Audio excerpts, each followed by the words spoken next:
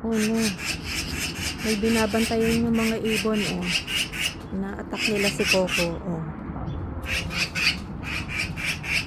Kasi may baby sila dito na hindi hindi makalipad. Binabantayan nila. Oh. Hindi naman siya takot. Matapang yung mga ibon. Matapang eh, no? Oh? Pag-aapos. Huwag mo, hindi.